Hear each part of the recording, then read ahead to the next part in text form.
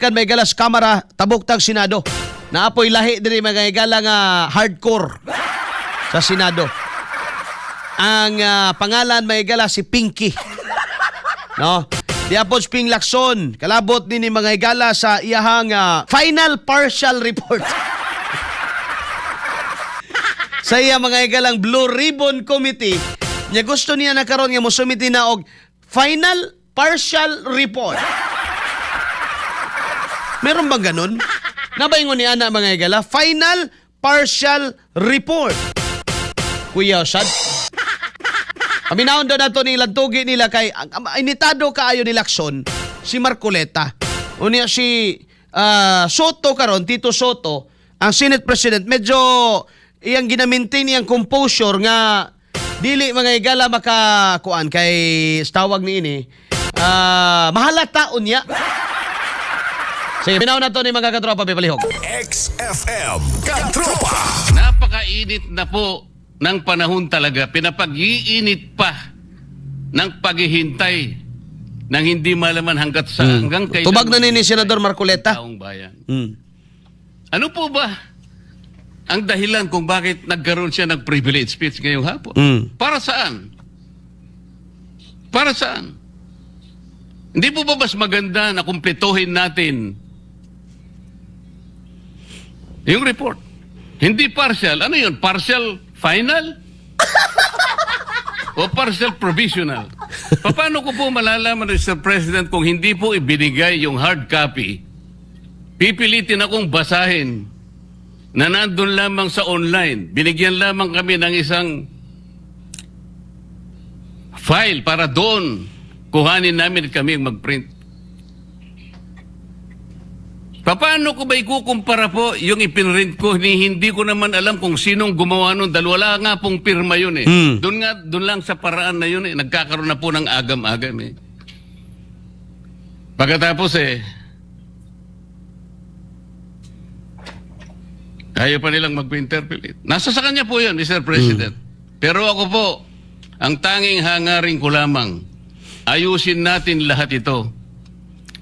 Sabi nga po niya, hindi makakalimutan ng taong ito at talaga naman pong hindi malilimutan sapagkat ito na po yata ang pinakamalawak na nakawan sa kasaysayan ng ating bansa. Salamat po, Mr. President. Right. Napakainit na po. XFM Katropa. Monito bag may gala ni Senador Rodante Marcoleta kay nag-privilege speech si Senate Blue Ribbon Committee Chair Lacson. Kilabot sa iyang ginaingon nga partial final. Unya, partial final committee report.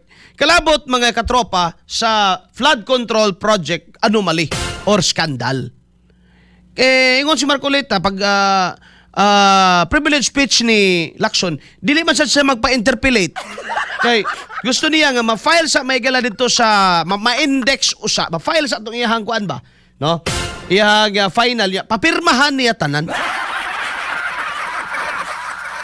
Gwapo naman tanan tong dagan mga higala sa Blue Ribbon Committee.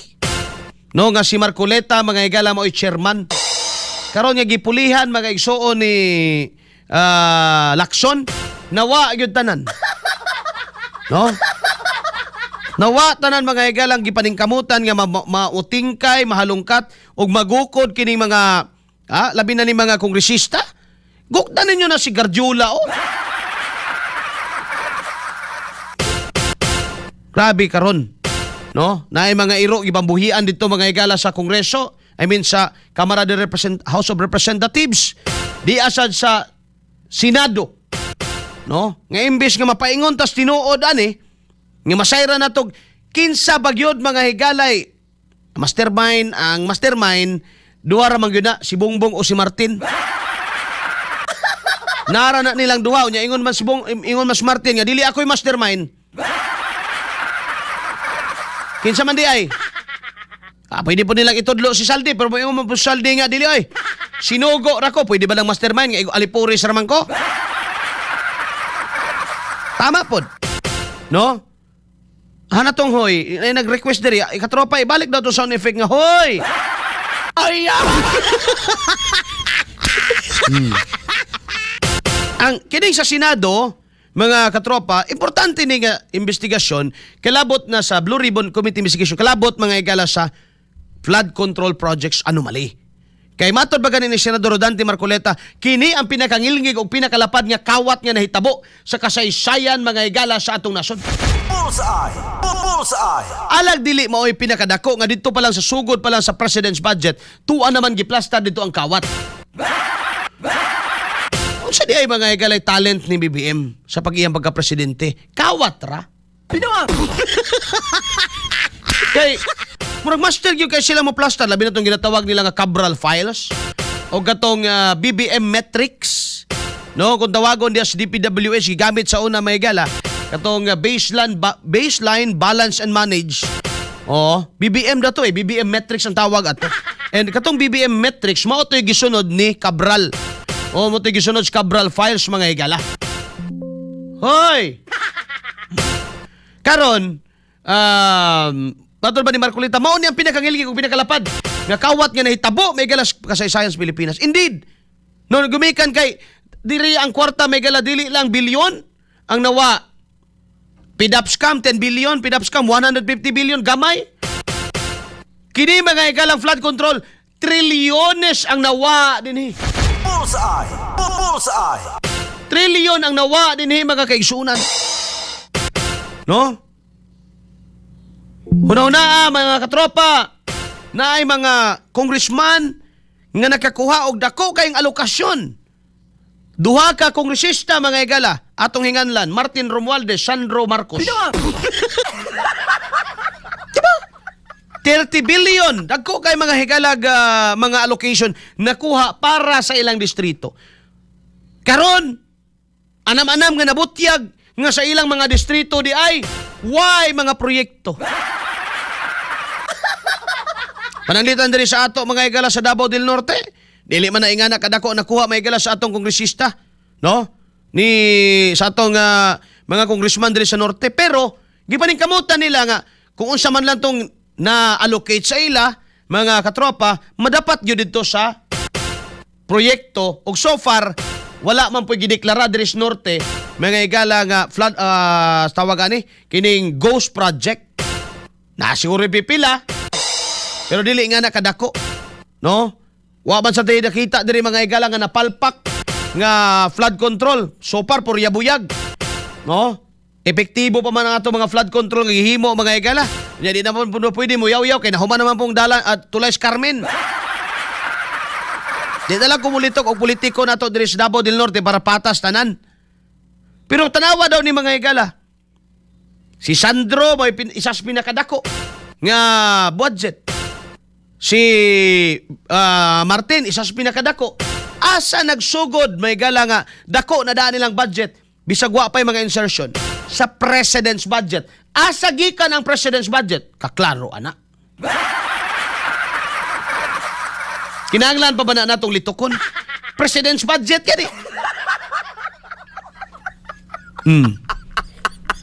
Karon mga igala, gina-insinuate nila nga kadto si Cabral, si Trigib Ulaybar, si Bersamin, moto mga igala mga nakabenepisyo kay kuno nagamit og pangalan ni BBM mga igala para sa korupsyon, para sa kickback. I don't think so.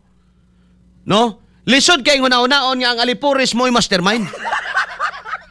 Pero dali kay una-unaon may igala nga ang Alipuris may igsoon mo'y dutan sa mastermind. No? O aripod ka mga higala sa kamera, kisa may papart kayo sa una. No? Nga, nagpagpa-interview sa wa pa ni nahitabo ng tanan mga higalang mga bulabog, nagpa-interview si Saldico.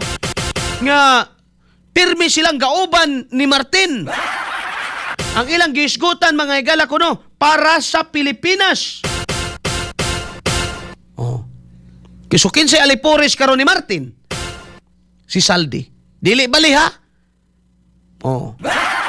E basig mo ingon mo nga si Saldi maoy amo, si Martin mo'y Alipuris, dili. Binuang na. Kaklaro, ana, siya'y Speaker of the House o House Speaker, siyempre, katong chairman sa committee, iyatong Alipuris. Karon, di man mo angkon, mo ingon man may gala nga, I will not be the fool guy. No? Ang gitudlo karon si BBM. Ang executive. O may lain kisa may nasa executive. So naghinadlukay na. Karon tanawa mga igalag na naapay kasikas, mingaw na.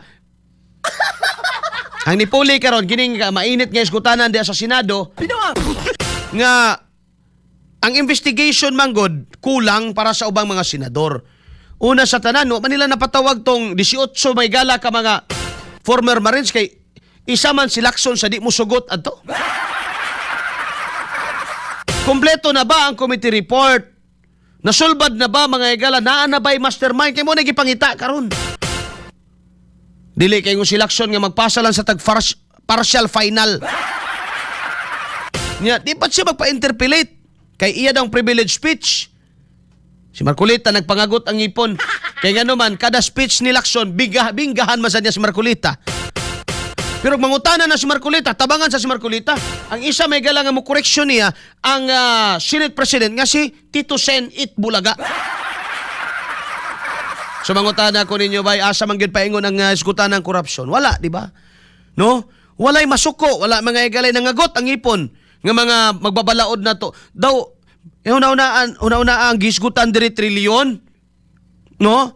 Pero ang makita nimo sa mga naong may gala sa mga senador, murag compliance ra gyud ang tanan.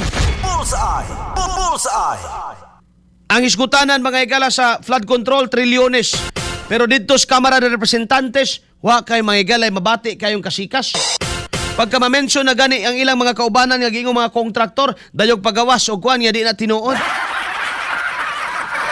Pagka naanag yung ilang kaubanan kung resista nga banatan gyud sila pag-ayo mga higala, di sad na tinuod. Unya tabangan nila pagag microphone, singgitag, hoy! Ay!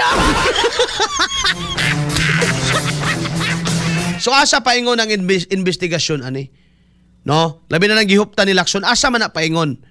Mao na ba na ang final? Mao ra ba to si Rebilla, si Diskaya, si Gutesa? No, mao lang ba to? Nga gani na apay video karon ni gawas nga gustong ipabaliktad nila. No? Ang statement magaygala ni Gutesa ug ang padutan si Marcoleta ug si Dipensor. Di ba? Nigawas na nga video may gala nga si Gutesa mismo ni angkon nga giingnan siya mo execute ka og affidavit, no? Execute ka affidavit imo ning ingnon nga ang punot dulo ang sad-an si Marcoleta ug Dipensor.